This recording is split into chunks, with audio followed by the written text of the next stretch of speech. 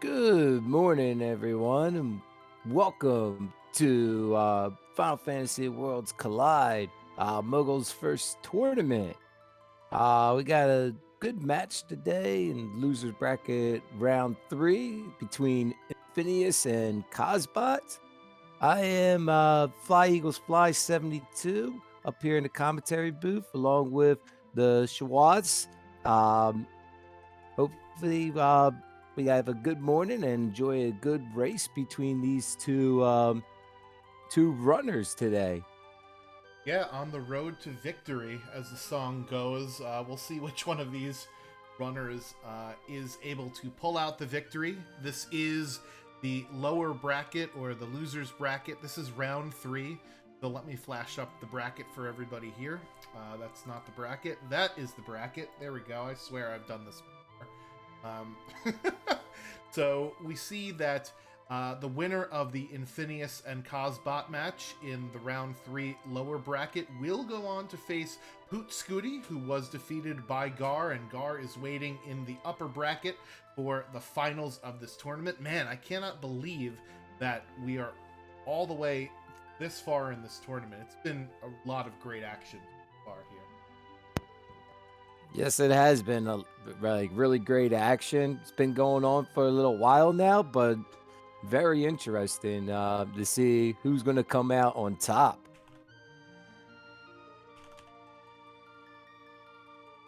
Yeah, so why don't you tell us a little bit about Moogle's first tournament and what we're actually going to be, what the settings are, and what we hope to see out of it. So, Muggle's first tournament, we're looking at starting off with three characters. Um, all random. The other stuff that we are looking at with our starting out trying to get six characters and nine espers to unlock Kefka Tower. You could try to get to the next to unlock the final boss to get to the next level where we get to the statues where we get 12 Vespers or nine characters. A lot of other things with Moguls first tournament is undead enemies are affected by our Phoenix Downs and Revivifies. So it's very interesting to see what exactly each one of our runners are going to do today. Yeah, normally we've seen a lot of Ultros League races on both the Final Fantasy VI Worlds Collide and on the Speed Gaming channels, and there are some slight differences between those quote unquote standard race seeds and the Moogle's first tournament. There are more randomized commands available to you with Shock, Leo Shock, and Magitech from the very early part of the game when you get to use Terra, Vix, and Wedge. You also have access to Ultima in these seeds, so if it is taught on an Esper, or if we start off with Lock and grab the cracked the Curse Shield and uncrack it, then we could potentially get Ultima. And we also have some nicer options to have rods in shops in order to break across somebody's face, and that's always fun when that happens. So just some slight differences, and we'll sort of go over them as we see them here. Somebody is loud and somebody's quiet. I hope I can balance that, so just give me 1 second and you could sort of take over here for me. All right. Yeah, so it's very interesting the way this tournament started off where our runners they had mentors for the first three matches that they did. After that, they did another three matches without a mentor. And then we got down to where we're at right now, where we are now onto our lower bracket and getting towards the end. So as you see, hopefully we might be able to see one of our runners perform in the opera today to get one of them high tier items. So hopefully get to see that. I know when I was racing. I did not perform in the opera, and a lot of the fans were ready to riot, wanted to see that performance. So looking right here, we starting out with Edgar, Caesar, and Scion, and seeing that Scion had rage. Sion's got shock. Edgar's got magic tech, and Setzer's got rage. So good start out with abilities for these three characters. Yeah, certainly. Shock is Leo's ability that we talked about earlier. It is based off of your magic power, so we're going to look to see if we could find some magic increasing items here for our runners. The same goes for Magitech and the Tech Missile. So, with these powerful abilities here, Eagles, are you sort of doing minimal looting and just heading right towards checks, or do you still kind of want to see what you've got before heading into doing some battles here? I kind of still want to see what I got to do some looting first. As I see in Infinious starting in Narcy and KozzBot going right to the Returner's hideout. Tend to want to try to check some chests to see if we get some earrings to help out that shock and magic tech for whatever first objective they want to try to go after. Yeah, that's a great point because there's a lot of randomness in our shops here. So finding those earrings in relic shops, finding some cheap pieces of gear like white dress or some Magus hats. There's an enhancer there in the shop that's +7 magic power, and I know that Edgar can naturally equip it. However, we don't. I think we need to grab some more money in order to purchase that particular item. Ooh, some fixed dice from KozzBot in a box here in the world of Balanced South Figaro. So we start off with Setzer, and Setzer can naturally equip that. So I don't remember what Setzer's ability was, but you got to think with fixed dice, that's what he's going to be doing for most of the. Setzer, I believe, had rage, so fixed dice will work out really well. Maybe if somebody could find the offering or dragon boots, that could help out a lot too with Setzer. Yeah, the fixed dice notoriously random, notoriously slow, but can be very, very powerful. And the boots and horn combination reduces that. There's the dragon horn right there. Say it and it'll appear, I guess, huh? Right? Yeah. So yeah, with those two relics combined, it reduces the amount of time that the dice get used because you don't have to wait for them to roll, and they actually get the 1.5 times damage increase from all jumping weapons. So we'll see if we find ourselves any dragoon boots here. Some dried meat and shurikens, so that's good if we find somebody with throw or if we find Gao. So we're off to a pretty good start here, Eagle. Yes, very good start. As you can see, they looting, trying to get a few items and seeing what we can sell, trying to purchase some of these items that are in the stores that we've checked so far.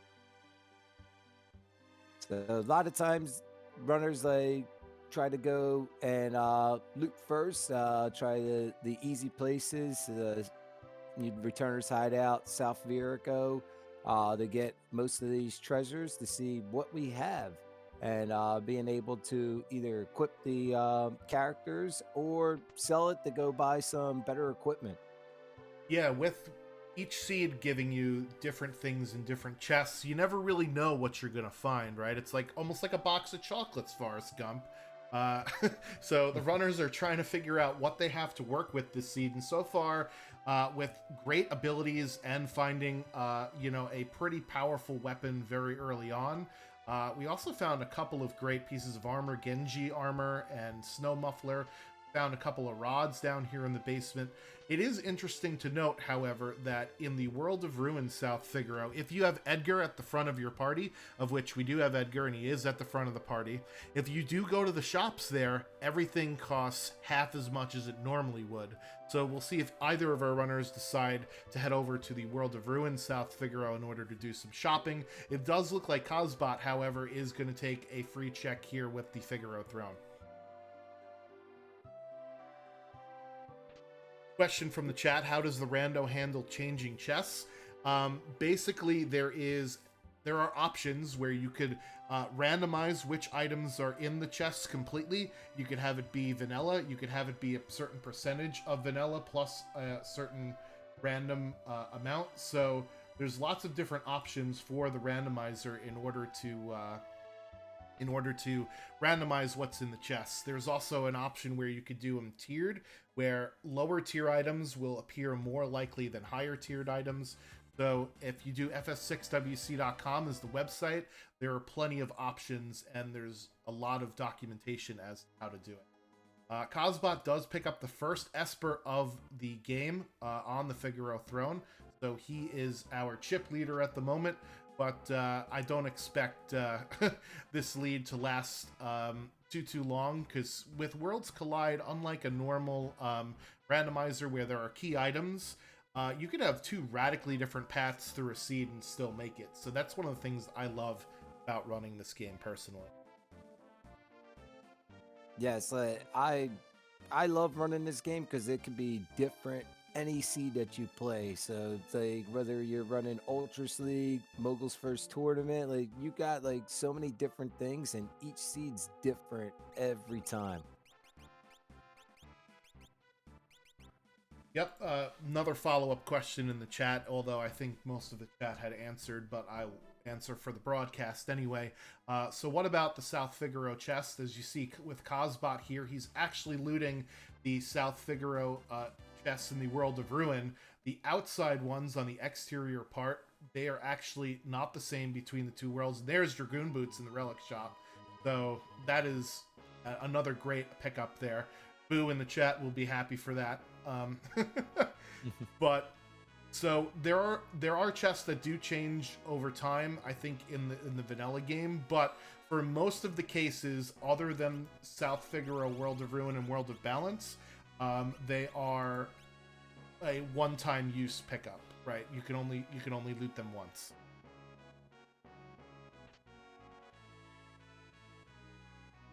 Yes, which is it's very nice to have that where you can loot it again in the World of Ruin, so that like opens up more items to have. And as we've seen, the first Esper was Toronto, so we are like with that one Esper. Just we'll see. Infinious equipped it right on to Edgar. Yet like KozzBot has not equipped that, so you'll see some runners equip the Espers right away. Some runners wait until when they get to that first battle that they're going to do, and they'll do the equipment before the battle and set the Espers then. So you'll see different ways each runners set their half up. And also experience egg right in South Farrago.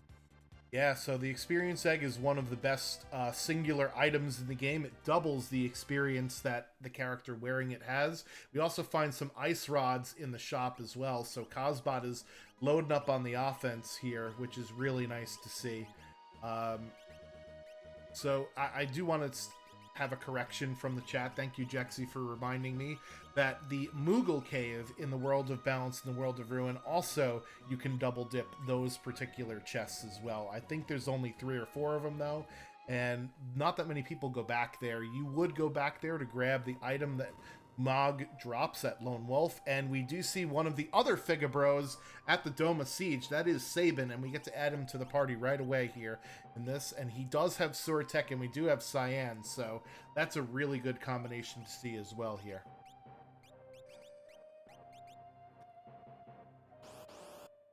Seeing that, Infinious is just jumping right straight into the battle, and we got our first boss battle with Amaro at Doma Castle. Yep, our Dabbing Yeti is our first boss here of the seed. Cyan unfortunately has shock, and his magic power is not very high. Umaro, as you would expect for a Sasquatch, is weak to fire and does absorb ice. However, using the tech missile is probably just good enough because it does ignore defense. And I believe KozzBot also just went to the Cullingen Inn and picked up another Esper, so he is pumping up the progression early here, which means his enemies will be slightly harder. However, with these set of abilities, I don't think that's going to be a problem here, Eagles. Nah, I don't see that being a problem at all for KozzBot.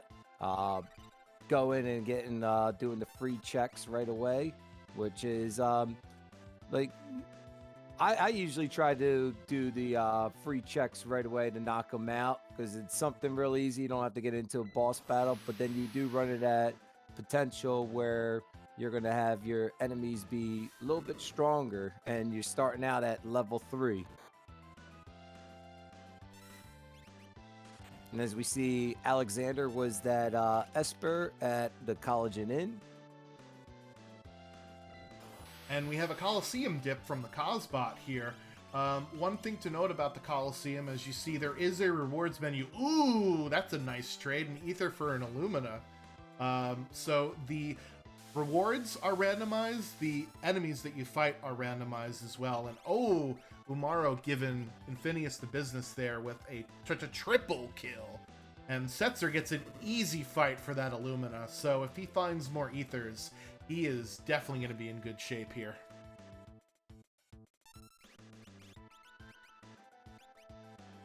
Yes, and from Luton, I think he might have had like 2 Ethers. Yeah, so the Coliseum, the battles are played by AI, so sometimes you are not going to get what you want, but in this particular case, when it's so early in the seed, you don't learn any magic, so your characters won't do silly things like, I don't know, you scan 5 times in a row on the enemies. And there you go, Moose just says, here, I'll give you the Illumina with the pep up move, and he's got 2 Illuminas. So that's also great knowledge, knowing that you could trade a lowly item like an Ether for an Illumina. So this is a pretty stacked seed so far here.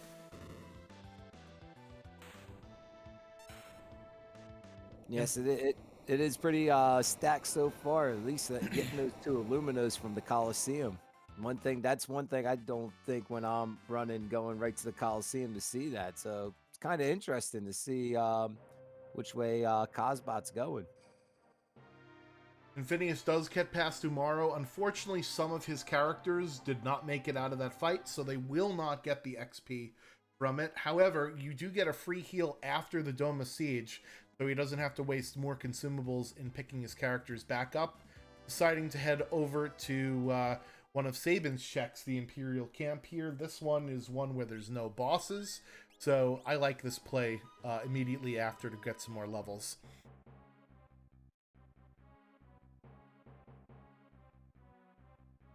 One thing to note in the Doma Siege here, you can actually go up to those soldiers and talk to them like KozzBot is doing here in order to gain some XP. Unfortunately, this battle I don't think rewards any.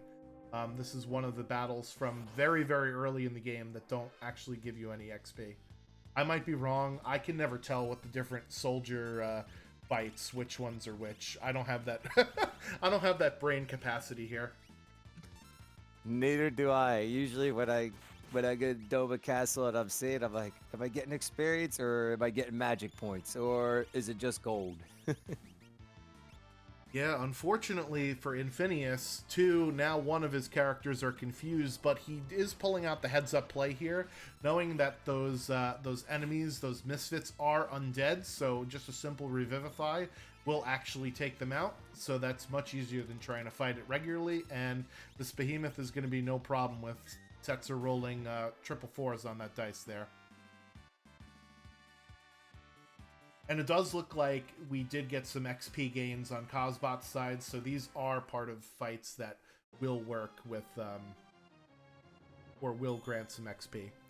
That is a Ghost Sprite there for Infinious at at the Imperial camp, so that means that this will either be an Esper or an item. It will not be a character. We do have 4 characters already. We do have a lot of checks open to us. Cyan opens 5, Sabin opens 5, Edgar with 3, and Setzer with 3. So it's not really a surprise that we're just going to see some Espers and maybe items from here on out.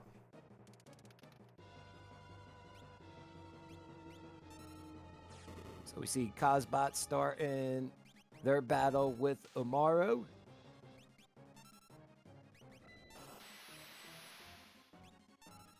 Yeah, I think he'll have a slightly easier time, given that he did do a couple of grind fights before this battle, and I think he has the better offense at the moment, finding both those Illuminas and the Dragoon Boots, Dragonhorn combination for Setzer. Meanwhile, Infinious is slightly further along in doing checks, though, right? Because he did not stop at the Colosseum and did not stop at the Kolingen either.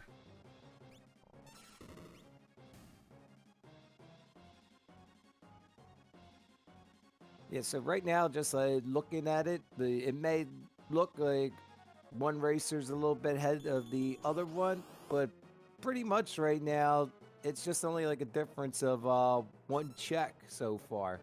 Even though KozzBot stopped at the Coliseum, so the real simple. All it does, it could take just like 1 death just to put someone behind a little bit, but like it's pretty much even right now. Yep, and that is exactly even with that magic pickup. Unfortunately, it's Shiva, which is not a great Esper summon, and it's Scan, which is not a great ability. Fortunately, we do have Doom on the other Tirado Esper that Infinious showed us, so that'll be useful in the final battle to learn, because 2 of the parts of the final boss are susceptible.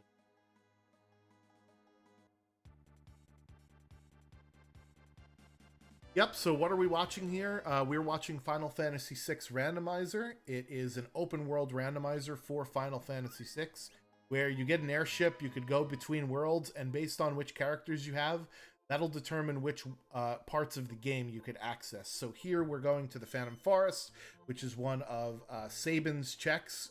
Sabin unlocks this particular check. And what's great about this particular world event is that you could actually go into the caboose and see what the reward is prior to completing the entire check.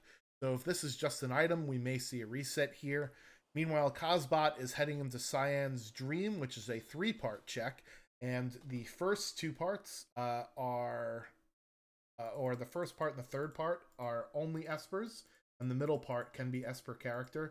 That was an Esper from Infinious, and he did reset out of the Phantom Train, so that was just simply a play to peek and see what it was. I probably would have looked at the Esper to see if it offered any crazy stat bonuses for picking it up so early in the seed, and or some great magic spells to learn, because remember, Ultima can be learned in the Moogle's first tournament set of flags, and it can be learned on any spell. Yes, I was surprised that Infinious just exited out without checking that Esper out. Well, he knows it's there, which is good, and he's going to need Espers in the long run, right? Because we need 9 of them in order to unlock the final Kefka battle. So it's good knowledge to have in the back of his mind. It wasn't that long of a trip. It was pretty fast. Meanwhile, he's fighting my least favorite boss in the game right now, Air Force, sort of a glass cannon. Thankfully, we have the tools to deal with him in this particular fight. And it is Toilet Atma over on KozzBot's screen.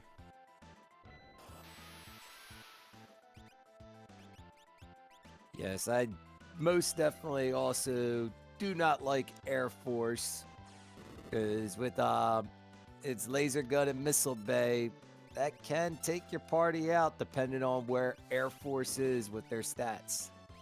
Yeah, that launcher ability that you saw come out basically reduces some or your entire party to fractions of the HP that it has. It is a dead check in the first Cyan's Dream. That is a Magus Rod.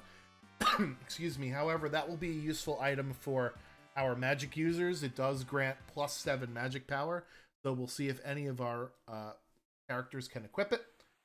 Meanwhile, it is a soldier sprite in the second part, so we know that this has to be an Esper. So KozzBot's at least going to get out of here with another Esper, and then there is a third reward on the throne that is either Esper item. And as Infinious floats to the bottom of Barren Falls, we're going to see what it is. And since he's still laying down flat on his face, this will be a new character, and it is Locke.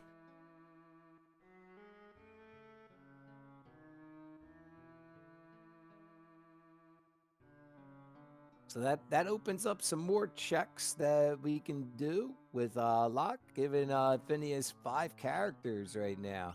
Just needing one more and 7 Espers to unlock Kefka Tower. Yeah, and Locke has Blitz there, and Infinious decides to make the swap. Blitz is another one of those commands that is based off of your magic power. And if we get up to a high enough level, level 42, we could actually learn the best Blitz in the game, Bum Rush, as we get some NPC trolling there. Never a fun thing. And Infinious is going to pick up his Magicite from the Colon Jinin as well. That is Alexander, that also has some instant death ability with X Zone.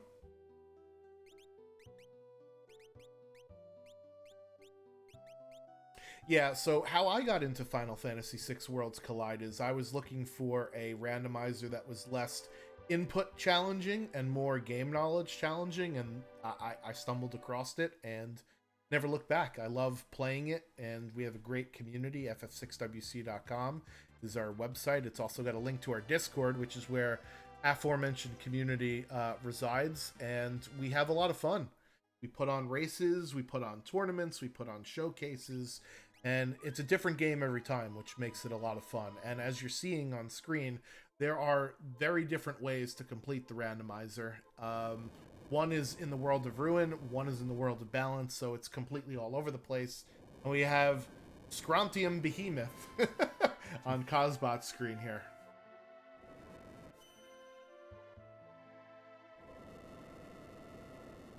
He is weak to fire, and his second form is actually instant deathable. And is this even randomized? Yeah, we got tunnel armor.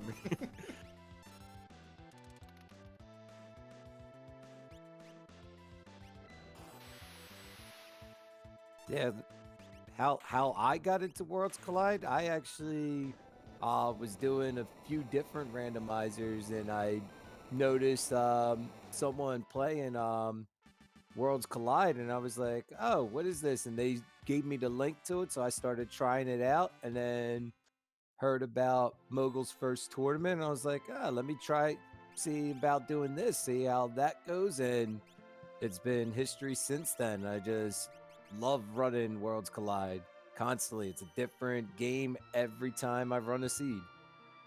Yeah, so that is the Bolt 3 Esper from Infinious on that South Figaro check, and we're checking the throne, and Kanye and Jay-Z say, here's a Siren Esper.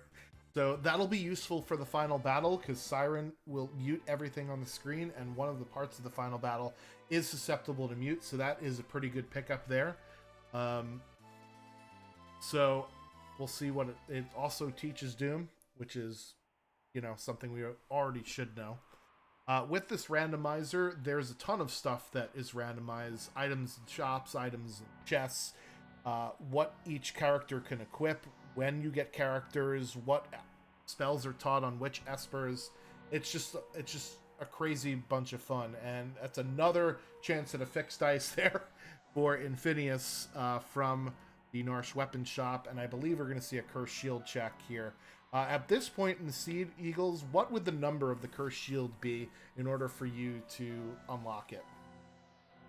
I'm kind of looking like a low number, like 3. So that's usually when I would take it. Ooh, 12. Ugh. No. 12 is not going to happen. So we're going to sell that for some stuff. And going down to the South Figaro Cave in the World of Ruin, we do find Gogo leading a group of thieves down to the castle. So we have a different character here, KozzBot's 5th character, should he defeat whatever is at the tentacle spot in the engine room. You see Infinious go into Tenzin in the World of Ruin to do Saban's check. Yep, this is considered a free check because even though there are two monster in a boxes in the collapsing house, you don't have to fight them. And how is Realm holding up that house? The murder child also was doing some workouts, I guess. So that'll be Infinious' sixth character here, so he's just going to be looking for Espers after that. He is going to loot in the collapsing house. There are a bunch of chests in here, and it looks like for the time being he's skipping the monster in a boxes. Of which I don't blame him, although an offering could pair well with his fixed dice. And there you go, Katana Soul, perfect, just what you wanted to see.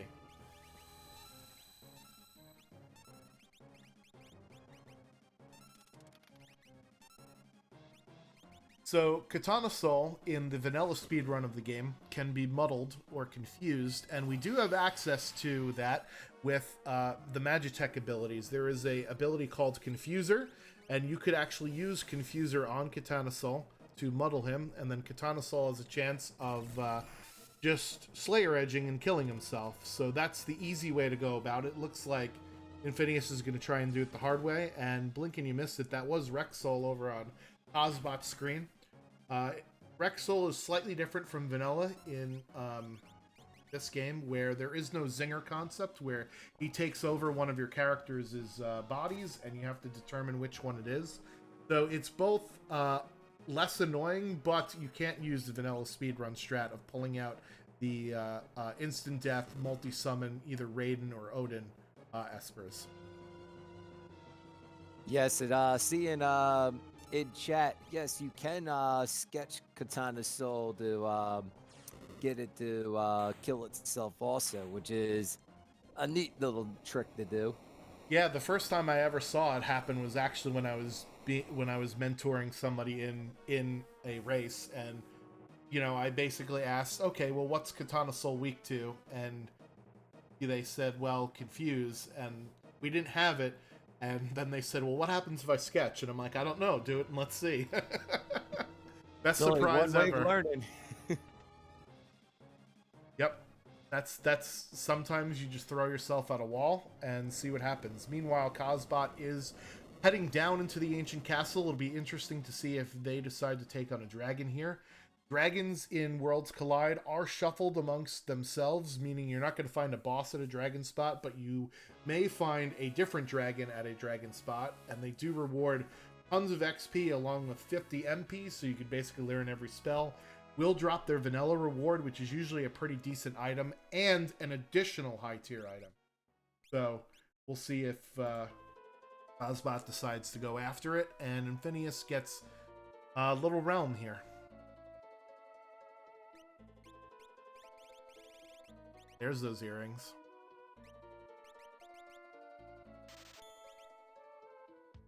Yep, those earrings will help out with the Magitech and Shock. And 22,000 gold spent just to get Bismarck from the Tenzin Thief in the World of Ruin. Very nice. You can always just pay your way to the top here in Worlds Collide. It is an Esper at the bottom of the ancient castle, Palador. We're going to see what it's got, and then we'll potentially fight that dragon. Fire 2, always nice to have tier 2 or higher elemental spells, right? We saw Bolt 3 on one of the ones that Infinious has, and it looks like KozzBot is trying to get this dragon here. And again, we have a vanilla blue dragon. Is this even randomized? I mean, tunnel armor, blue dragon. Come on. Yep, so it looks like Infinious is going to be checking the World of Ruin here, and we'll find those Dragoon boots in this relic shop, so we'll see if they decide to purchase them, knowing that they have a dragon horn, and it looks like they don't need it because they also have the offering. I would tend towards the boots and horn versus the offering just due to speed, but that's just me. Yeah, I also prefer getting the boots and the horn with the fixed dice. Is I tried the offering and it is time consuming. It takes a while. Like, you got to roll the dice 4 times since you are using X fight with your fixed dice, and just jumping on the enemies is a lot faster. Yeah, the only downside is that it potentially is not as much damage because with X Fight you're constantly doing 4 hits every time, whereas with jumping you're doing anywhere between 2 and 4, and it's more heavily weighted towards the 2 versus the 4. So that's the only those are the differences, right? It's one of speed versus aggression. And KozzBot's making the long trek out of the Edgar route with Ancient Castle. I'm not a particular fan of the long Edgar route here unless it's a little bit earlier in the seed, because I can't peek either one of those checks there, right? And it is a bit time consuming, but doing it early on in the seed is definitely the way to go.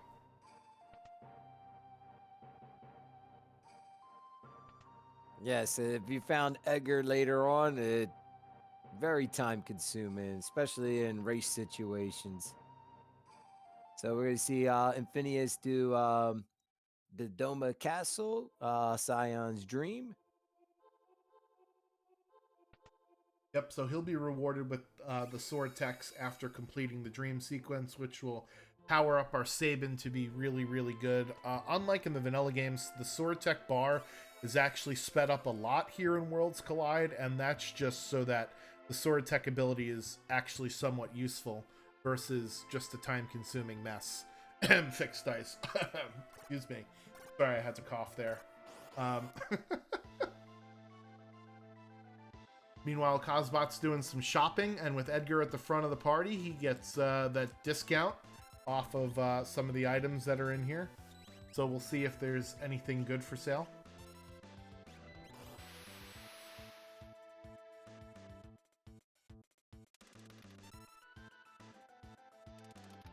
And we'll see where our runners decide to go. So as far as characters and what checks people have, aside from the ones that are shared between the two, on KozzBot's side, he has Go-Go, which does unlock the Zone Eater check. Not one of the more popular checks with the community because you do have those bridge trolls. And if he was to do it, he should reduce his party down to 1 so that the engulf process takes nowhere near as long. On the other hand, Infinious, we've already seen him do both the Norsh Weapon Shop and the Tunnel Armor South Figaro Cave check. Locke also gates the Phoenix Cave, and Realm will gate Esper Mountain and Jador Mansion in the World of Ruin.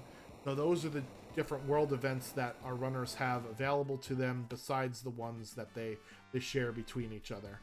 KozzBot looks like he's going to pick up his Realm here at the Collapsing House, and Infinious is going to get a Magus Rod and 2 Espers out of this check.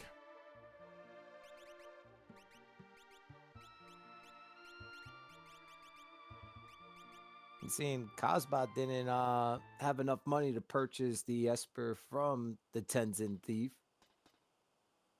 So we're going to go right into the Collapsing House and get Rome, who, like we said earlier, is magically holding this house up somehow. Yeah, it must be her high magic power. So we'll see if KozzBot decides to take the monster in a box here. We know it's Katana Soul, and Katana Soul, in addition to getting the offering and 25 magic points, will drop just a boatload of money, so he'll be easily able to afford that to Zen Thief Esper. He actually skipped the monster in a box with the Katana Soul in it and is deciding to fight this one, so we'll see if they decide to go back and check the other one here. Because otherwise that would be a pretty big miss. Especially if you're looking for money to buy that thief item. However, he's got Boots and Horn on his fixed dice, so he doesn't necessarily need the offering. It's easy to see why you would be digging in boxes.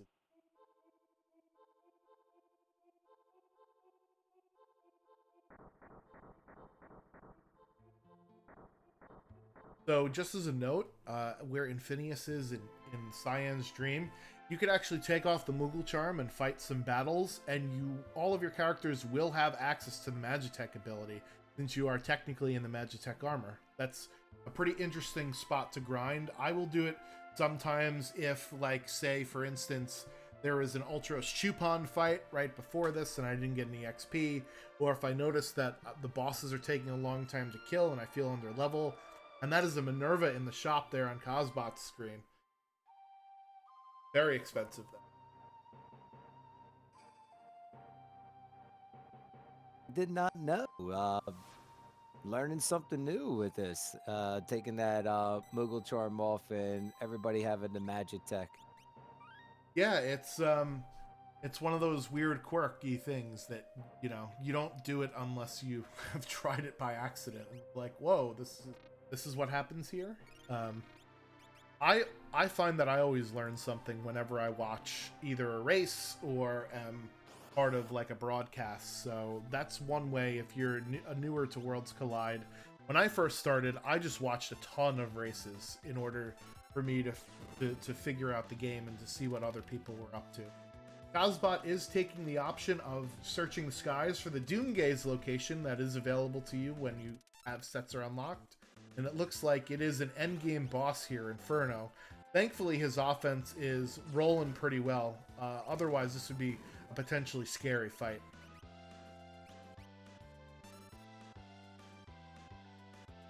Infinious does remember that this is an undead part of Senor Behemoth and chooses to use a Revivify on it, and that is the end of that fight straight away. So nice heads up play there from Infinious.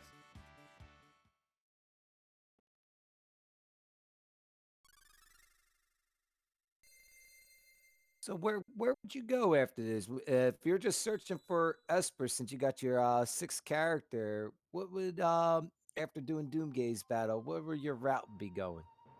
Yeah, so for me, we've already got 6 characters on both sides, right? So I'm looking for checks that will only reward Esper items, or checks that are peekable so that I could see what the potential reward might be, right? So the Doomgaze spot, as we see another experience egg for KozzBot, I think that might be his second one. I don't remember if he picked it up in World of Ruin South Figaro or not. But Doomgaze spot is definitely a good one because that can only reward an Esper or an item. And like I said, I would look for checks that are peekable and checks that only reward Esper items. So with the set of characters that we have, Realm's Esper Mountain check, you could peek it with the character running past. The Doomgaze position, you could also peek the Daryl's Tomb. You could read what the reward is on the tombstone before you fight the battle.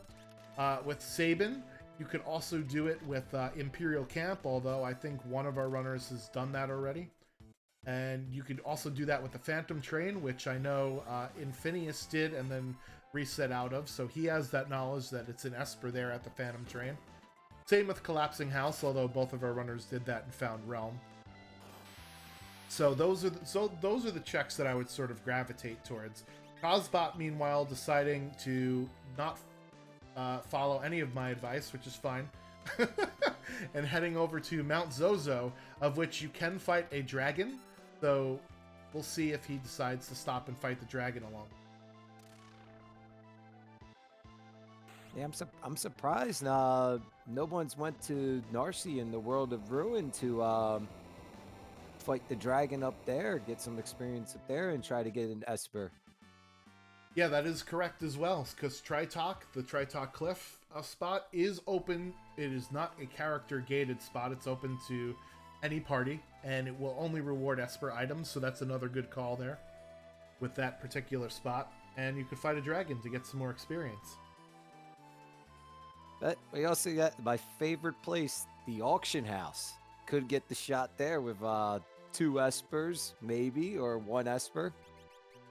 Yes, we do have Realm, and Realm, one of her checks is Owzer's Mansion, and the auction house is in Jador, and so is Owzer's Mansion. So you could sort of do a 2-for-1. That's what I like to do when I have Realm, is bundle Owzer's Mansion check with the auction house to potentially get multiple rewards out of one particular location. Unfortunately, you can't see what the reward for Owzer's Mansion is until you go all the way up to the painting, and you can't warp out of Owzer's Mansion. You have to reset out. So even though it's a quote-unquote peekable check, you still have to go all the way through the mansion first. KozzBot wanted to pick up some flowers maybe for somebody. Maybe Mog writing love letters at Mount Zozo is who we wanted to give those flowers to. So that's character number 7 here for KozzBot, and Infinious, hot on his heels, will also get character number 7 here.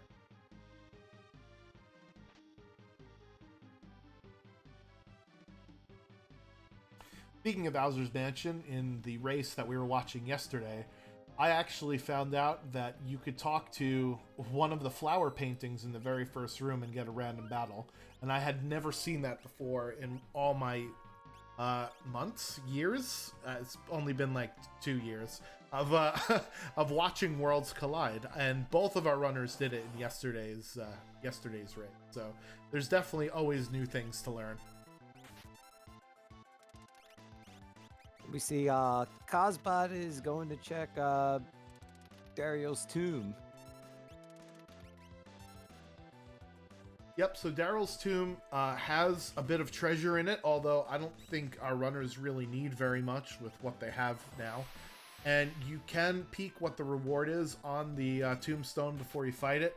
Unfortunately, you'd have to reset out before actually fighting what is there. But this overall is not a lengthy check, not like Bowser's Mansion where you need to fight 2 fixed encounters and walk through the entire mansion before it.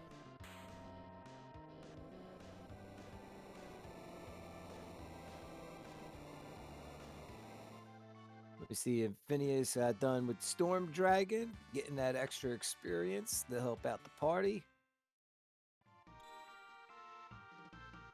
Yep, please stop killing the dragon. Please stop throwing dice at it. It is already dead. Yeah, that's one of the bad things about fixed dice, is that you can potentially overkill bosses and waste time with animations, for sure. But if you really want to make sure something's dead, that's what you got to do. Alright, so KozzBot's coming up here on the inscription, and it says Phantom sleeps here, so we're going to do this fight, and we're going to get another Esper out of it. So, very nice to see. And it is Dataluma with the gooseneck left fist there. I think this guy's going to need a chiropractor after this fight. What do you think? Yeah, definitely. Let's hope he doesn't, well, never mind. He's not calling his buddies in. Nope, the homies were not able to come in for reinforcement. If you let that fight go on long enough, it could get pretty nasty, actually. He starts calling in some friends for backup, call up the homies, right? He he also starts throwing things at you, which is as damaging to you as it is to enemies. So, good to kill Dataluma in a very quick succession here. Infinious heading into World of Ruin Jador, so maybe we'll see your auction house prediction here, along with heading through Bowser's Mansion.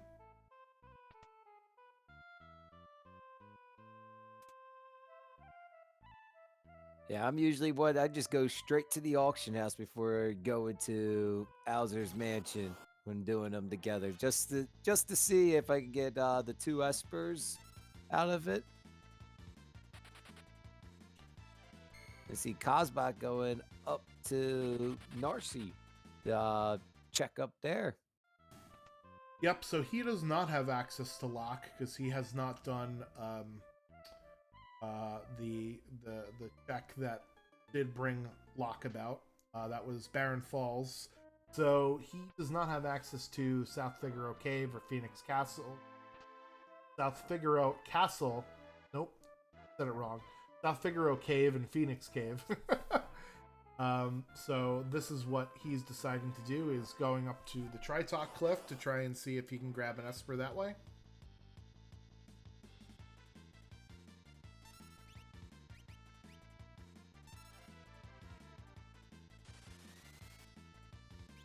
Life 2 on that Phantom Esper. Very nice to see. Sometimes in a seed, Life 2 is the only healing you'll get. So kill off your characters and bring them back. Although I did see Cure 3 on the same Esper that had Bolt 3. And it is a level check here for KozzBot. Does he pass with Doomgaze? With flying colors. And it is Celeste painting the picture at Bowser's Mansion. So that's going to be character number 8 for Infinious. So, question for you: when you get to 8 characters, are you thinking about the skip? Oh, and the real MVP, Infinious, giving us the suplex as well. There we go, suplex train.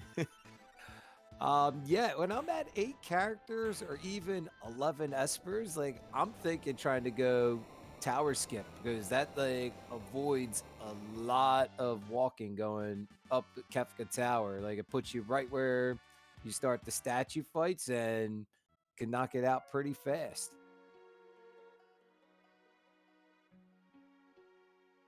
Yeah, depending upon what boss is at the Inferno spot, it will save, on average 5 to 7 minutes. So, if you could find your other character or your 12th Esper in less than 5 to 7 minutes, then you're going to be saving time.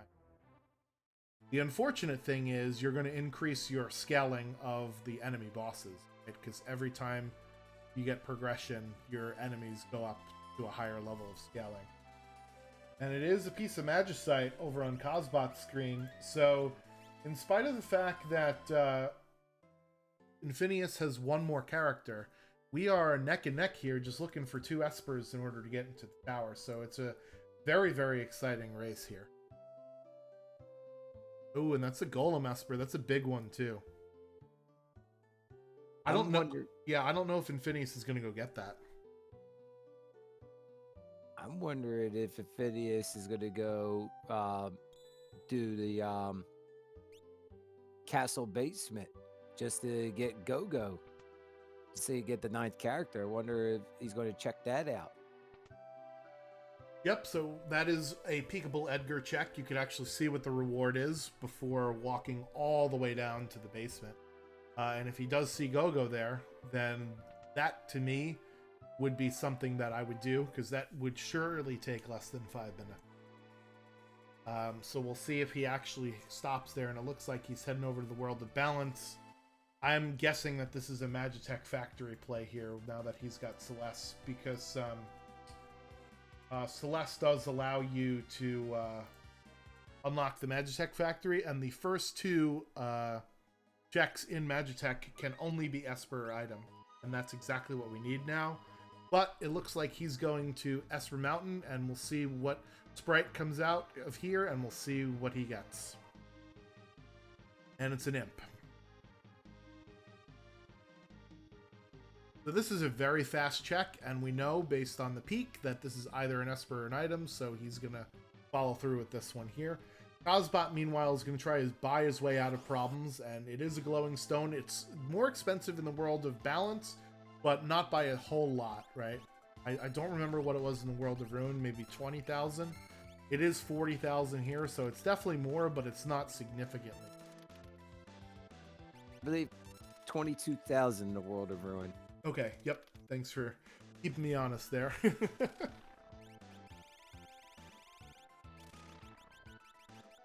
There it is. Number 8 for KozzBot, so temporarily in the lead in terms of magic.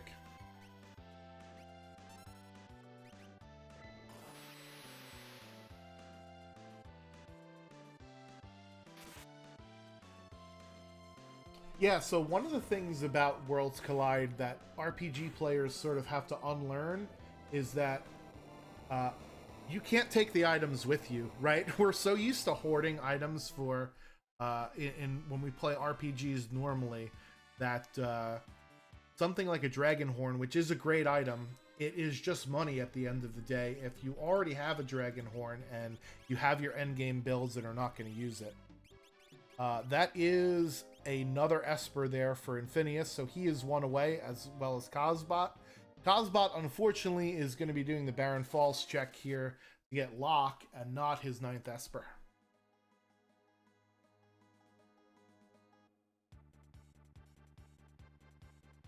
I'm shocked to see Magitech Factory wasn't played by Infinious, just to see, like, because like easily get the checks right there and being able to escape out right away could have given him the 9th Esper already.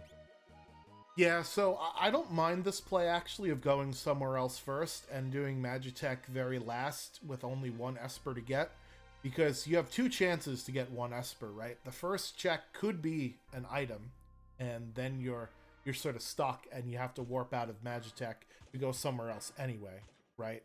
So I don't, that's something that I actually usually do, is I usually wait until I get to 8 or 1 less than my Esper requirement, and then do Magitech on the off chance that the first one is an item.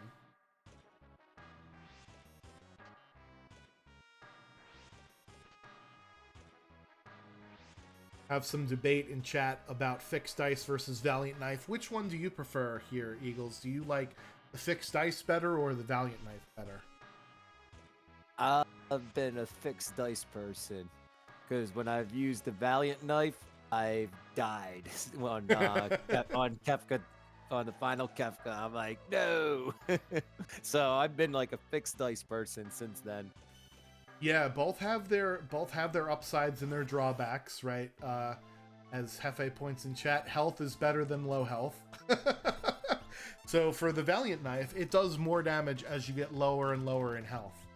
So that's one of the things that is an interesting thing about it, because if you're lower in health, obviously you're easier to kill. But our runners usually beat bosses so fast that lower health doesn't matter because the bosses don't get a lot of turns to attack. However, that's not necessarily the case in the final battle, right? Because it is a 4-part, 4-tier gauntlet that you have to go through. So I could definitely see that as being a drawback of the fixed dice. However, not the fixed dice, the Valiant Knife. However, the Valiant Knife is much faster, much more reliable damage, and it to me is I like it better, even though it's slightly more risky. Gotta play life on the edge. Meanwhile, KozzBot is checking out the Curse Shield here after not getting his 9th Esper very quickly from this check. He must be a little slightly disappointed, because the weapon shop could offer you an Esper or it could offer you an item, and this particular seed, it's an item, so we'll see where he goes for Esper number 9.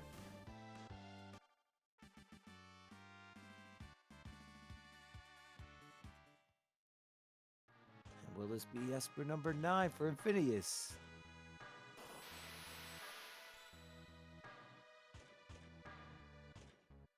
It is the Phoenix Esper, and KozzBot is actually going to get his 9th Magicite here at the South Figaro Cave, so we've got a race, and it'll be interesting to see if either Infinious or KozzBot look around for a quick character check to do to see if they can get their skip here.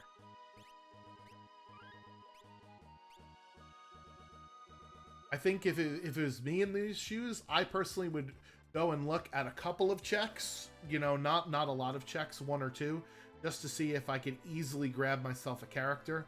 But I wouldn't want to waste a lot of time on it, because again, it only saves you about 5 minutes or so. And Infinious looks like we're going to get Bum Rush here with Locke, so this is a 45-second, 50-second cutscene in order to unlock Bum Rush, but it is one of the strongest abilities in the game.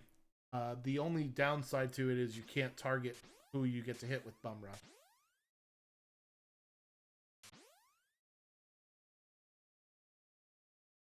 See, KozzBot got the 9th Esper. Let's see if KozzBot's going to go straight to Kefka Tower or try to find that 9th character.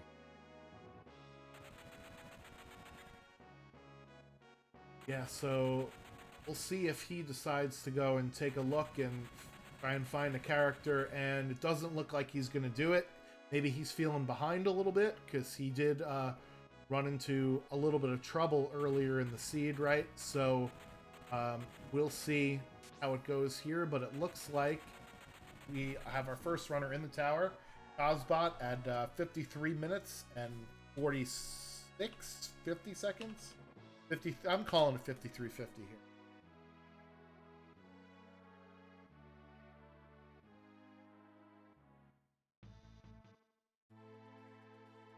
So in Kefka's Tower, party composition matters a lot.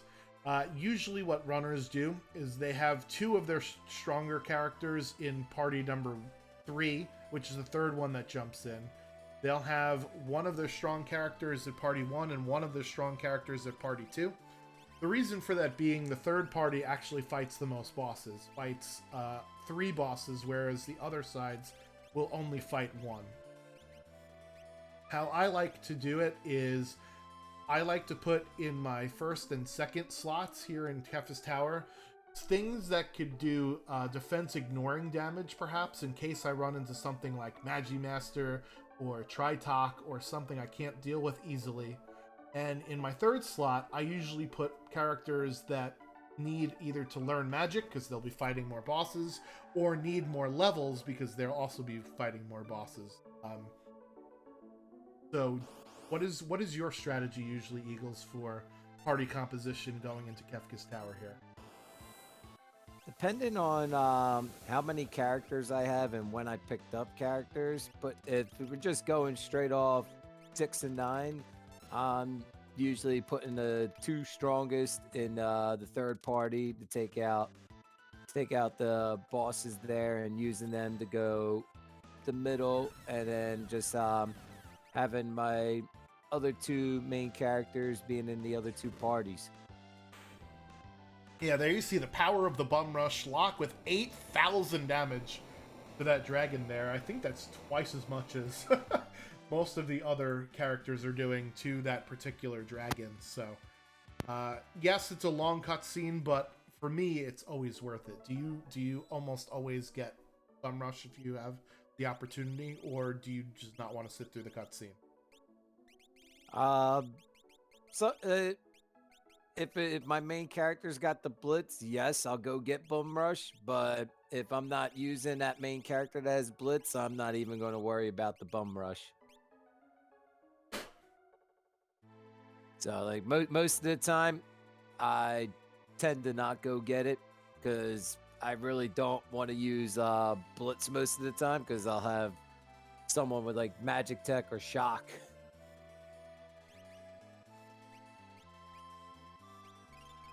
Yeah, if you have very strong abilities already, then you don't really need it. But you know, Blitz is one of those things where I look at it as soon as I get a character with Blitz, and I say, all right, am I going to get to Bum Rush with this character, and am I going to get enough levels with them? If the answer is no, then I won't bother trying. And it looks like we've got an Ultima sighting there on KozzBot's screen.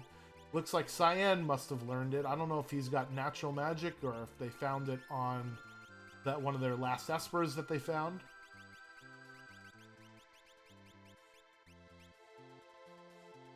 Question from the chat: did we have a Lone Wolf check? No, we did not. We didn't see Kefkat Narsh or Lone Wolf.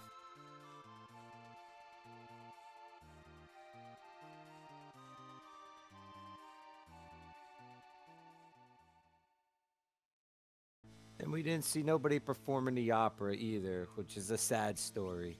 Yeah. Well, it's one of those things with the amount of offense that we had at the beginning of the seed, with the commands that we had and the things that we found, we didn't really need another high tier item, right? But if we didn't have great abilities and we didn't find great stuff, then for me, I don't know if the opera is worth it, because that's about a 4.5 minute cutscene for an item. But definitely killing Sid is definitely worth a high tier item. And that would be, I think, the quest that I would gravitate towards versus performing an opera. Of course, if you're being featured on Restream, you might think differently because you want to give the people what they want, right? So.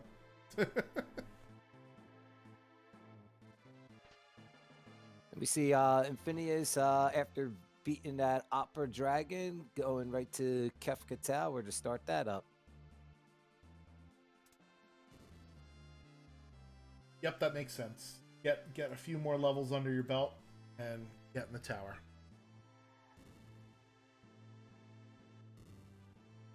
KozzBot is slightly ahead because he's beaten up the Three Stooges and is now doing the switches here. Meanwhile, we've got Infinious with their Stooges fight. And it looked like Realm actually had natural jump, which is funny because we got, you know, so many Dragonhorn. But Realm you're used to seeing as a magic user and not necessarily a physical offense user.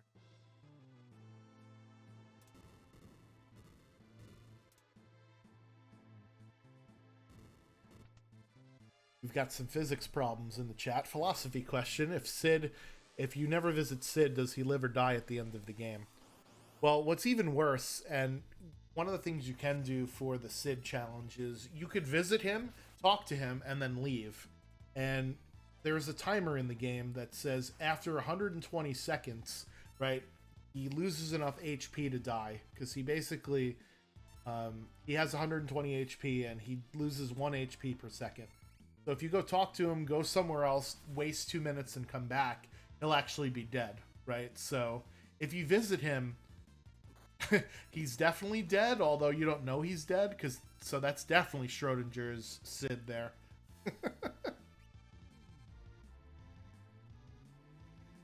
Meanwhile, it's a bathroom break on KozzBot's screen.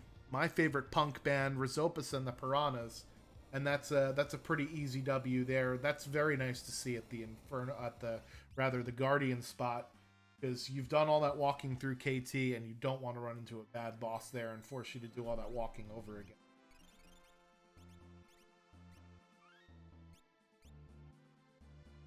Lately, I've been getting up here Doomgaze, and that's been like my PB killer.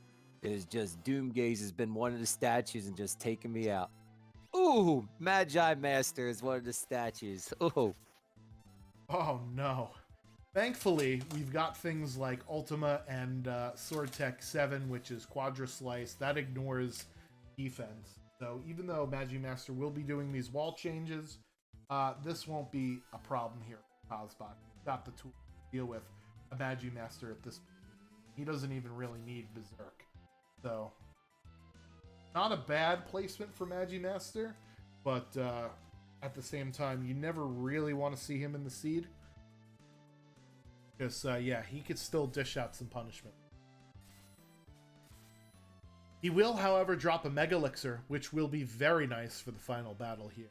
So, I think that's probably the thing that our runners might be excited for most when defeating Magimaster. Yes, that Mega Elixir does come in handy for the final battle.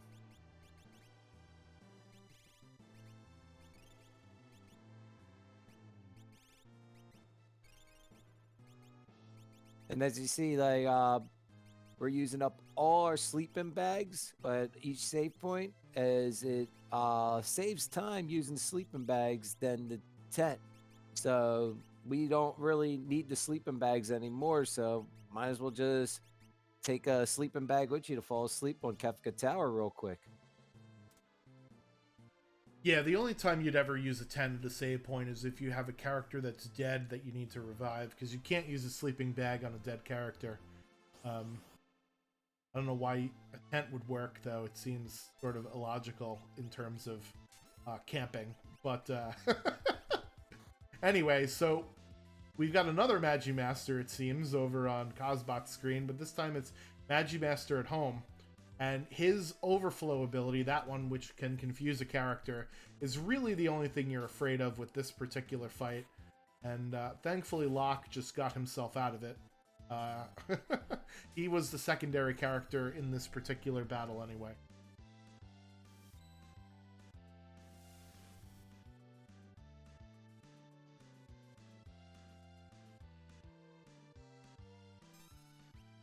Yeah, so we did see KozzBot equip both the Siren Esper and the Golem Esper on his middle party. Golem will help on tier 3 of the final battle. Siren will help on tier 2 of the battle. So it's important to know which Espers to equip for the final boss. Maybe I'll do a tier list video on the best Espers to use in the final battle, because everybody loves tier list videos, right? They never cause controversy at all. I think I might have like 4 or 5 of them saved on my YouTube. Well, there will be definitely a lot of things in the F tier for final battle, because there's a lot of summons that are just not very useful in Final Fantasy VI, unfortunately.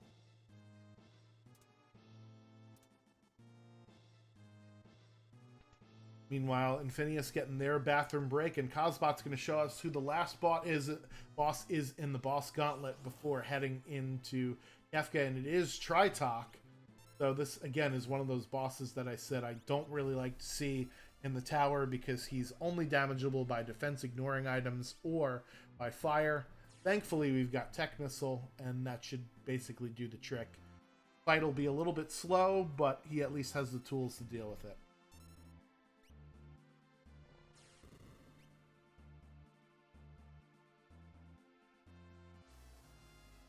Let me see if Infinious is now taking on Magi Master.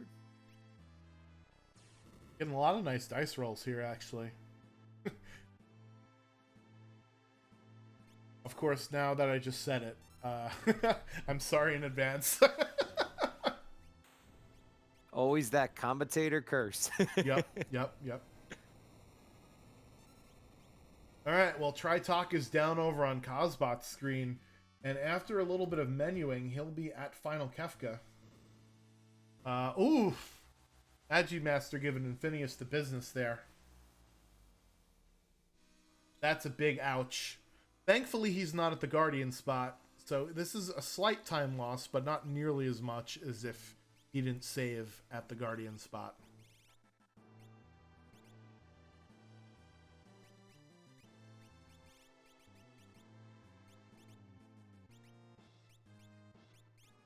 I'm so glad that this chat does not get saved. Oh, actually it does for the Twitch VODs. If you're a fan of puns, then come watch the VOD on Twitch if you're on YouTube. Lots of philosophy jokes in the chat.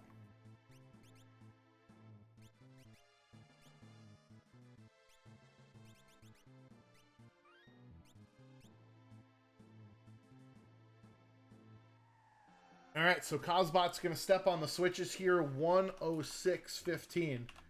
So that was a total time in KT from jumping to switches of less than 13 minutes. It was like 12 and a half minutes. So that's a really good KT.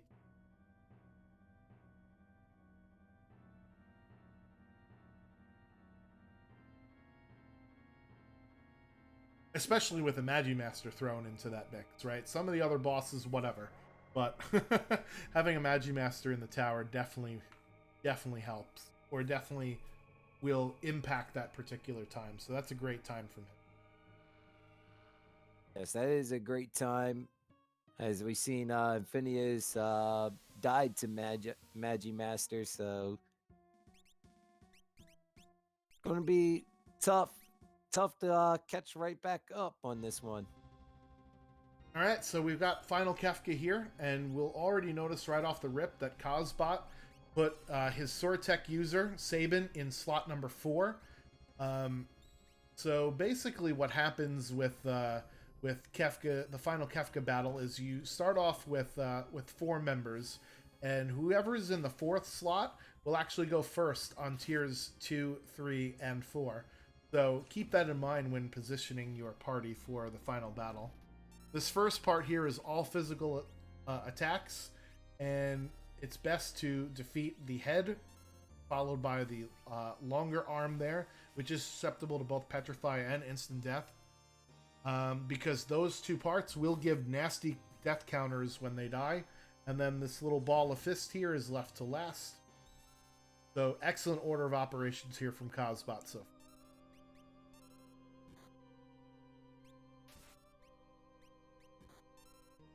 So you don't Oof.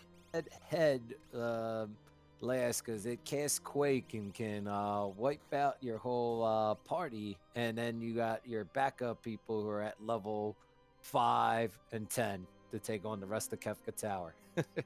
Yeah, and the bad part is if one of your characters is dead during this transition here between tiers, they'll actually be substituted out, and one of your scrubs off the bench that you haven't been using all game will come in. So they've been squeaking by with 245 HP there. He got walloped in the face from the physical damage. This is tier 2. There are 4 different parts. One of them is susceptible to mute, so that's why you see Siren coming out here. Another one, the one in the middle, Tools, is susceptible to instant death. And the other 2, you just beat them down and they will submit. Tiger you usually want to take out first because he has the nastier attacks of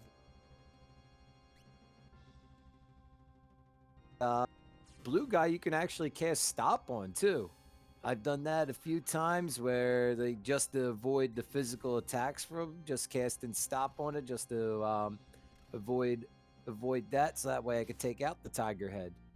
Oh no, and on Infinious' screen, his damage dealer actually gets frozen, and the only way out of this is to use a fire spell or wait an inordinate amount of time here. So we'll see if he decides to wait or if he decides to take a reset. Just some bad luck here from Infinious.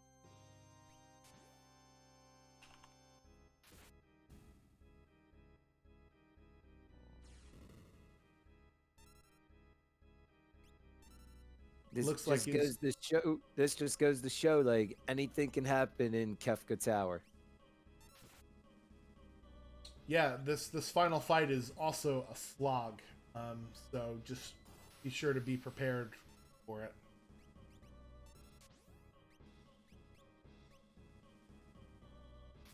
Looks like KozzBot is going to take out Magic here first. I know we have Phantom, so maybe he will use Phantom in order to avoid the 10 hits death counter by hit. It usually isn't that threatening. However, it just is time consuming, right? And this is a speed run after all. So we're worried about, you know, what takes the longest, what doesn't. Yeah, there it is. So Phantom cast going out, and that was a reset from Infinious. So Phantom will put the vanish status on your entire party, which means that physical attacks will never hit, but magical attacks will always hit. And the thing to do Phantom here is that makes hit miss with all of his 10 hits, and it's not really a huge damage problem per se, but it's definitely takes a lot less time. You saw how fast that went by there. Now we're on to tier 3. Yeah, so talk to us a little bit about tier 3 here. So tier 3, you got the girl in the back with 9,999 HP. That is not that basically reflects not reflect basically gains HP for any elemental magic being used. They also cast Pearl Wind, which can heal both the enemies. And then also our guy that's laying back relaxing, he basically is could cast Whirlwind or Murton as their first attack, but then you also got to watch with counting up your HP for attacking, because once he gets low on HP, it can cast Train and then also spam Meteo to the party, which can start knocking out characters. Ooh, Merton not giving them the business there. Yikes. I'm sorry, go ahead. I wonder if KozzBot learned life too. Woo! That's a clutch block there from Sabin. Because I don't know if he. Because remember, he put his Golem user, I think, on Cyan or Setzer, because they were in the first party. So I don't even know if he had Calmness protection set there. We'll have to ask him about that in the interview afterwards. But meanwhile, we're on to the last part of Kefka, and it is the Figure Bros versus Kefka, as Fantastodon points out in the chat. So we'll see if our brothers can defeat our fallen angel Kefka, who does have 60,000 HP.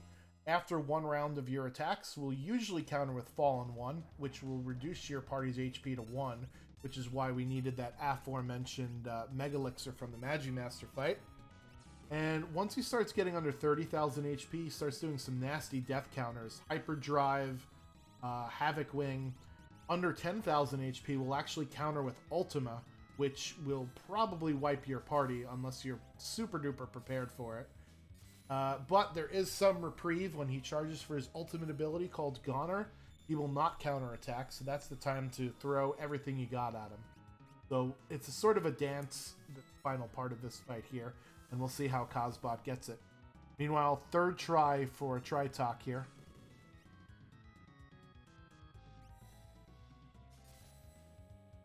Switched out Locke's weapon that they put the Valiant knife on. Yeah, that's what it looks like. The Valiant Knife, however, is affected by row, so in order to get the maximum amount of damage with the Valiant Knife, you're going to want to put your character in the front row here. He does not have fire magic on either one of his characters, unfortunately. So it's either Bum Rush or a Valiant Knife, and just hope to hope that he doesn't get countered with Cold Dust anymore. This is the charge for Goner here on KozzBot's screen. Now's the time to hit him with everything you got, and I think Locke and Realm are not long for this world if Goner does actually go off, but we'll see how it goes. There is the Goner.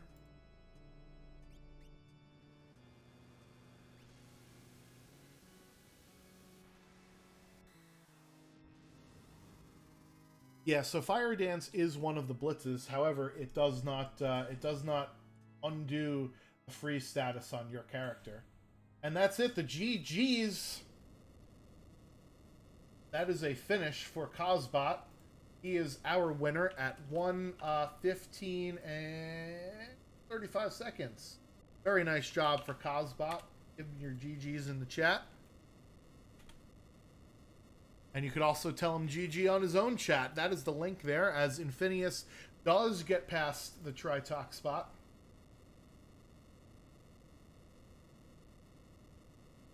I'm going to go ahead and switch out some audio.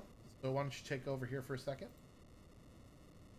All right, so seeing Infinious get all set, ready to take on the Kafka Tower. Main thing, like, especially like going through all these tiers, is taking your time. You don't want to spam all your attacks. If you start spamming all your attacks, depending on which level you're on, like, it can wipe your party right out, or like just leave you with only one character that you're just going to rely on all the way through the rest of the battle.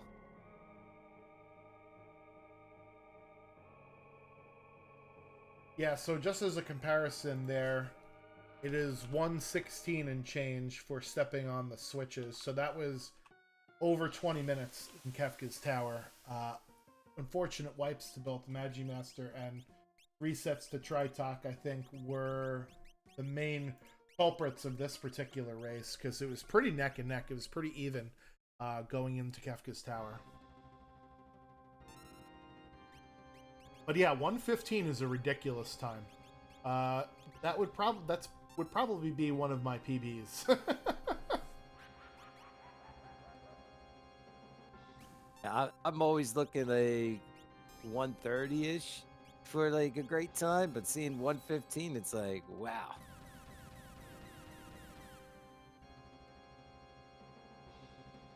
And it looks like KozzBot has given us the short version of the credits by speeding it up a little bit.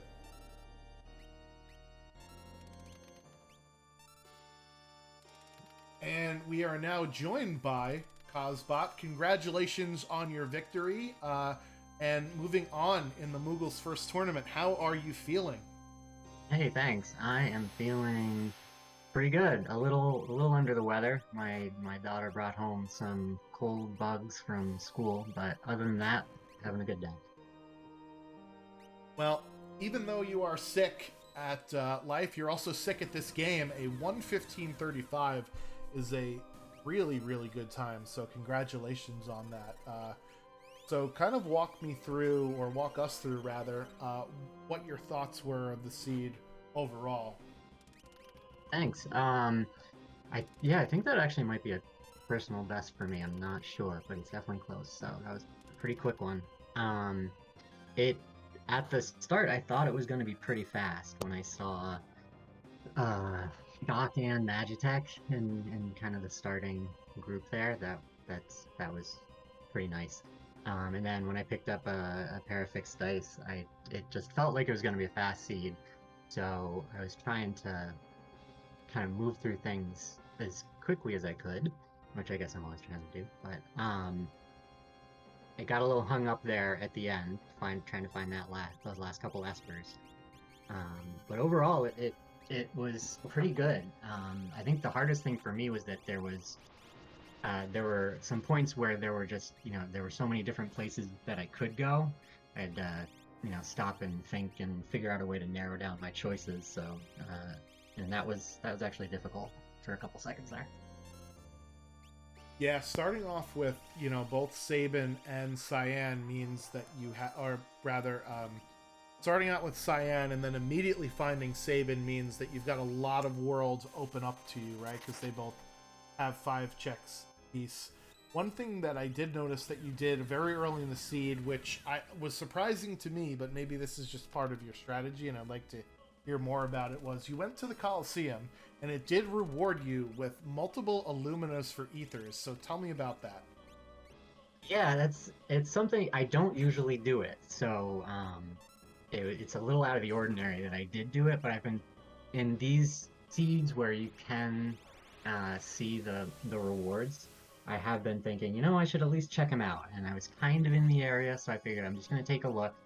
And then the Luminas were just sitting right there, and I couldn't really pass them up. So it was out of the ordinary for me too. It's not something I usually do, but it definitely paid off.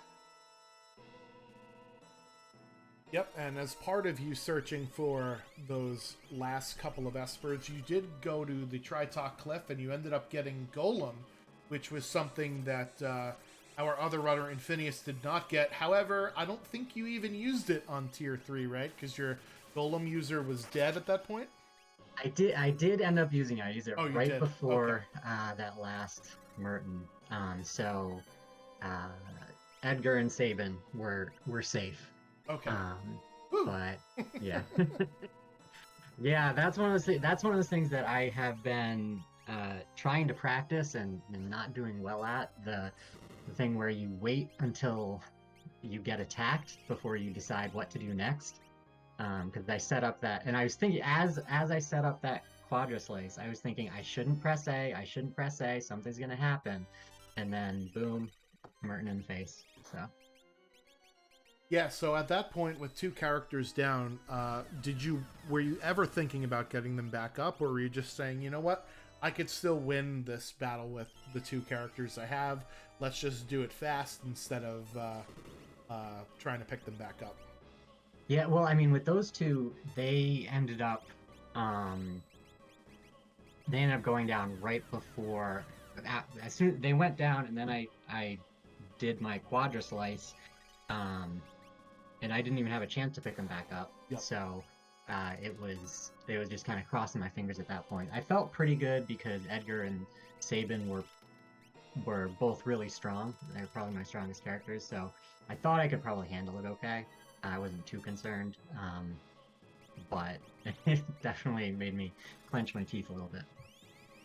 And the last question that I had, other than, saying you had a great Kefka's Tower with less than like a 12.5-minute KT with a Magi Master and a Tritok is really good to see. But the last question I had was, you got your 9th Esper and you had 8 characters. Was there any thought in your mind about doing the skip? Or trying to go for skip? Yeah, I was thinking about it. If I had like a really quick check, like Celis's basement check or something that I could just pop in and pop out, I would have done it. But the fastest ones that I had just didn't feel fast enough to me, so I figured I'd just go for it. Yep, that makes sense. Celeste actually was at Mount Zozo, and the basement was not an Esper, so or was not a character rather. So yeah, hindsight, I guess, is good for you, but that is what it is. So, Eagles, you have any questions for Koz here? Nothing really. Great job, good game, fast time. Only thing that I can think is what do you think of this tournament so far? This Valgo's first tournament. Yeah, this tournament's been really fun. I feel like the first phase of it, where we got to work with the mentors, I really learned a lot about. I knew a fair amount about the game, but I learned more about racing and about routing and about strategy. So that was really helpful. And I think, if it's done again, anyone who's trying to learn the game should definitely uh, hop in, because it's been a real good experience. And everybody who I've raced against has been really great as well. It's been really just kind of like a friendly group. It hasn't nobody's been too overbearing or competitive or anything like that. Everyone's just really trying to learn and trying to have fun. So I've really enjoyed it. It's a very interesting tournament. I hope they do another one and have some newer people get into Worlds Collide.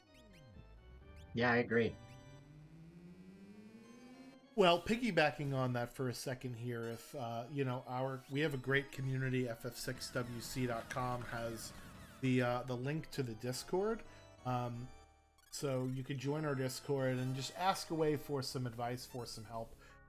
I'm certainly open to analyzing runs either in real time or after the fact if anybody wants that particular help, and there are plenty of other people that were in the mentor side of things in the Eagles First tournament program that are more than approachable and are willing to help out newer runners and newer players just to deal with the rando aspect of this, right? Because the vanilla Final Fantasy VI, you can go look up all the stats and things like that, but the randomizer has its own set of strategies and meta rules that you have to learn.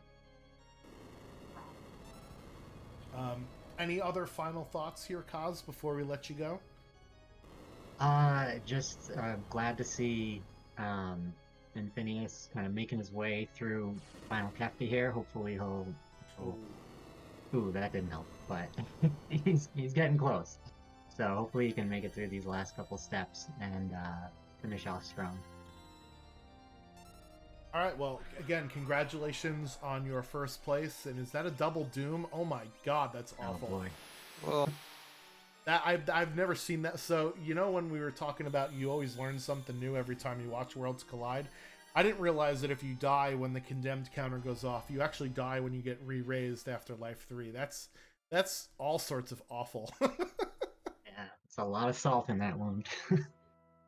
But he's got 3 out of his 4 characters, which is more than you had, Kaz. So we'll see how he deals with Kefka here. But again, congratulations on your victory, and we'll look forward to your match with Poot Scooty in order to get to the finals of the tournament. So congrats, and hope to see you race again. All right, thanks a lot. All right, so we're on to our final Kefka. Infinious versus Kefka. He's got 3 of his starting party here. So he's, like I said, in slightly better shape than Kaz was for this fight. But he's definitely at lower HP thresholds. However, that doesn't matter when Fallen One is the first thing that Kefka will do. So we'll see that Mega Elixir come out, and hopefully this will be an easy way to go here.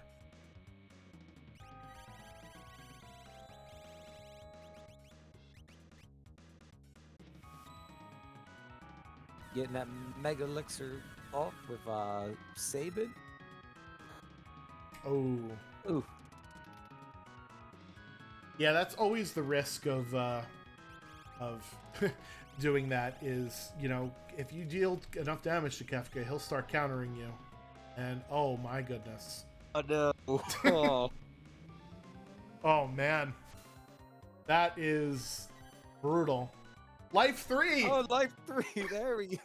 Oh no. I think he's dead here anyway, because Donner is definitely going to kill Cyan here.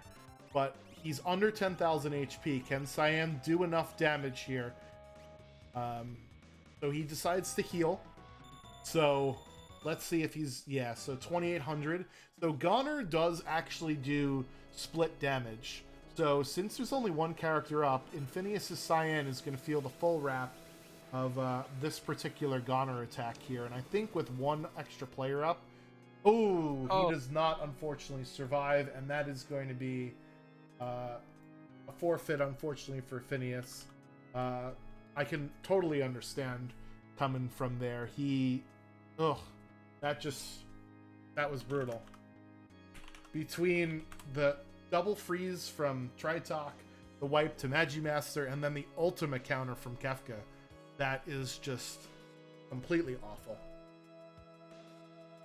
So, we'll drag in Infinious here for an interview. Infinious, congratulations on your perseverance here with the just awful RNG luck that you had towards the end of the seed between Tritalk and Magimaster and now Kefka here. I mean, Magimaster wasn't too bad. Like, that was just I think that was just I think I probably could have gone past that in the first attempt anyway. I just know. But sometimes live by the dice, die by the dice. That's some like I think there were like 4 low rolls on sleep. That just kind of so ended up triggering meteor phase. It happens, you know. Yeah, that was that was also pretty bad. You did, however, skate by with 3 of your party into the final battle. It just you did so much damage all at once. Yeah, I mean, yeah, it's one of those things where like I knew where my power lay, and like again, admittedly, it was kind of unfortunate that Edgar had to die, but he wasn't really my main damage dealer in that fight. It was always set to with quad dice, lock with bum rush, sign with Ultima, and it's like okay, which that wasn't the original plan. I was going to try to lean on shock on him, but I was hang on, someone with Ultima and all that. Who did that? And it took me a while to realize, oh, it was Cyan. Okay, that makes that a bit easier. Yeah, I wasn't sure if that was a natural magic or if that was just. It was natural magic. Okay. Natural magic. I had no other way to. Love to see it. So it's like, that's hence me being very surprised about when that popped up. Yep, for sure. So, when you got to 8 characters and you got your 9th Esper, was there any thought in your mind about, hey, maybe I should go look for a 9th character for Skip? Or were you feeling behind, or did you just run out of decent checks to do? I think I ran out of decent. I was also running out of decent checks to do. I'm looking at basically like in terms of checks. I guess I could do cults. I could do cults. I guess. I get Mount cults for the savings check there. I guess I could have done Daryl's tomb, but I don't know. I wasn't feeling it, and I don't think, and to me, like the time it would have taken me to try to get that knife check isn't worth the gamble of trying to get a knife character. Like, I think not getting skipped, trying to get not skipping, I think only cost me about 4 minutes, and I think it will take me more than 4 minutes to try and get that check. So I just did the calculus, said not worth it, and just died. Yep, absolutely right. That's the right call to make. So Eagles, do you have any questions for Infinious? Yeah, just curious. You didn't check in the World of Ruin. Go into the Figaro basement just to see that check. That would have gotten you go. What was your thoughts on doing that? I think because since I had Edgar early, like.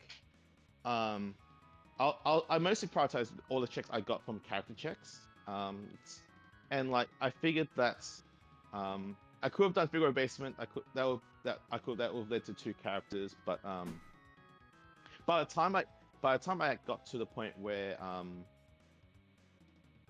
that was a viable option. It was just so late. I think it was so late in the seed that if there was a character there, I think I was dead anyway. So I'm just assuming it was Esper's and go from there. And it's just and to me, it just felt like a long check to do. And last question, what are your thoughts on this Muggles First tournament? What I got, I think in terms of the tournament, I definitely got a lot of it. I definitely have some feedback I'd like to give for afterwards, but that's more out of caring how it was run, and trying to grow, trying to improve the community if more than anything. Like the flag set was definitely very easy. Having a bit access to Ultima shot, Magitech shock, that always feels that always feels good. And I think to me it's put, and with all the mentoring that happened in phase, let's call it two, the mentored phase, I think that to me helped a lot in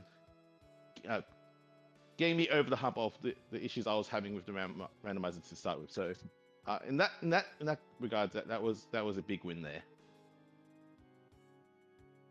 Well, I feel bad for you on the Kefka, but GG's on making it this far in Muggle's first tournament. It's all right. Like these randomizers got to happen, or never lucky sometimes. Yeah, rando's gonna rando. That's how the saying goes. However, I would like to make an announcement. I think that you are the actual winner of this race because you did suplex the train. You were. Yeah.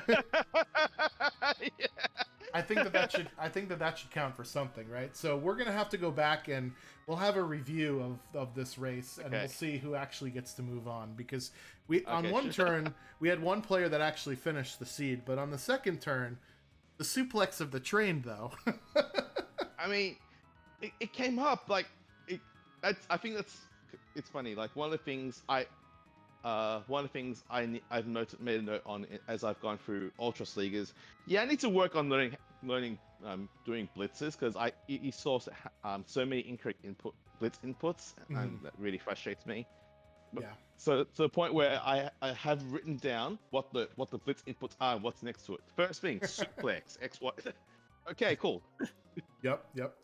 And my other question was going to revolve around blitz and bum rush. Usually, bum rush is one of those great abilities where you could use it at the end game, and it's one of the most powerful ones that you could find. When you found Lock early in the seed with blitz, were you thinking bum rush all the way, and do you usually get it if you acquire a blitz?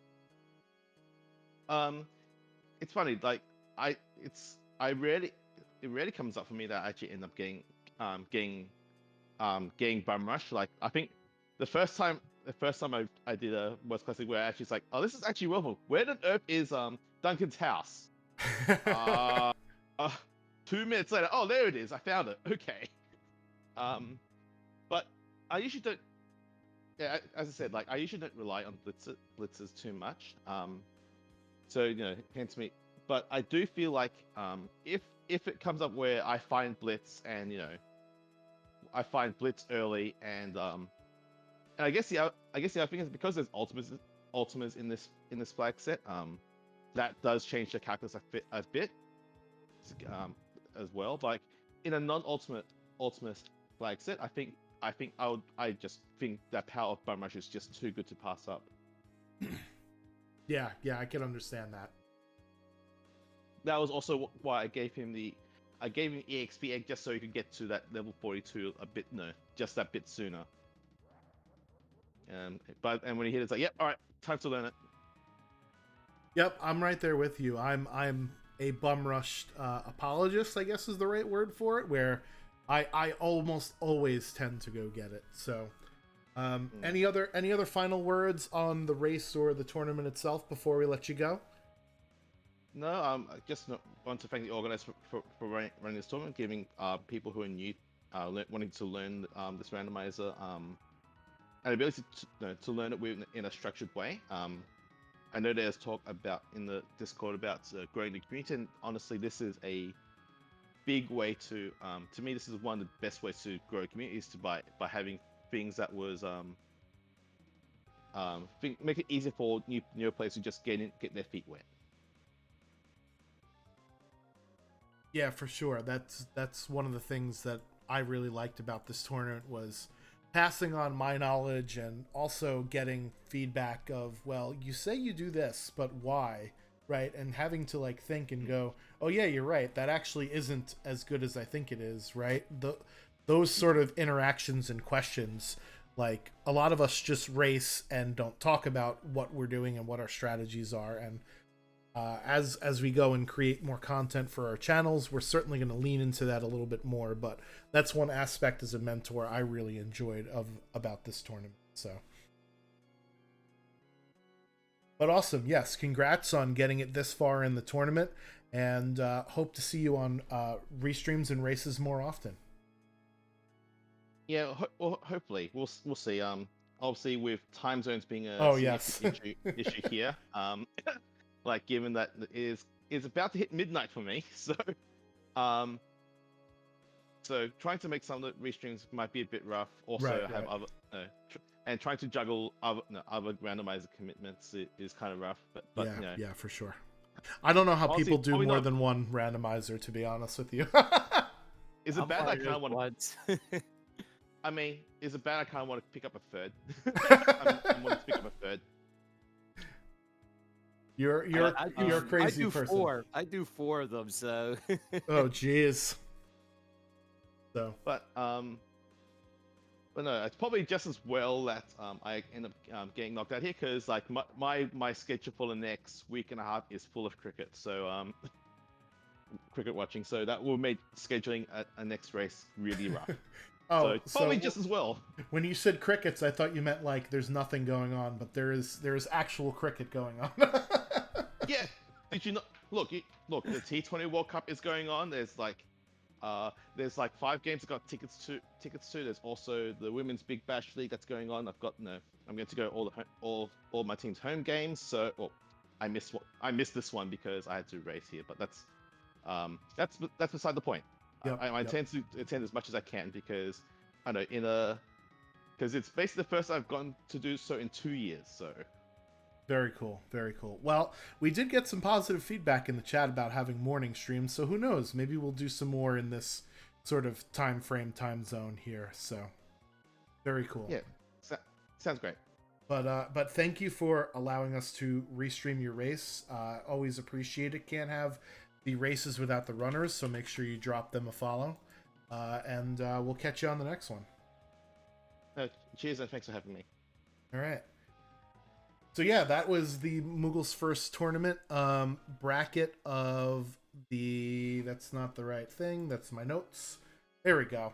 So Infinious will be out at this particular point, and KozzBot is moving on. So as you see on the screen, they will be going up against Poot Scooty in the losers final. I guess you would sort of call it, right? Because that's the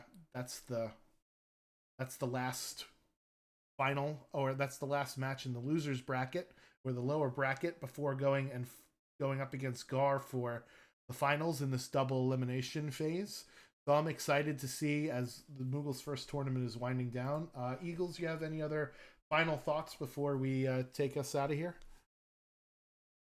Just very, very interesting so far, just to see what's been going on with this, and just like getting on to this losers bracket round 4, the last one. It's looking very interesting. But all I know is like they got tough competition against Gar in that winners bracket. I mean, Gar is tough competition going through here. Yep, for sure. So again, thank you everybody for watching. We hope you enjoyed the different time slot for this particular stream. I also want to really thank Fly Eagles Fly for joining me here in the commentary booth. There's no way that I could do commentary plus tracking plus restreaming all at the same time. So I really want to thank you for helping me out today. Really appreciate it. So anytime. And we do have a potential broadcast later this evening. Let me go check to see if we have some volunteers for the broadcast later this. We don't have full volunteers yet. If you do want to volunteer, make sure to join the Discord and volunteer for commentary and or tracking and or restreaming. There are definitely roles we can get you assigned with. We're on Speed Gaming every Wednesday night. We try to do broadcasts Thursday nights and Saturday nights here on this particular channel, FF6 Worlds Collide. Follow us on Twitter at FF6 _ WC for updates as well. And until next time, we will catch you later. Thank you everybody for watching, and bye-bye. Thank you. Take care.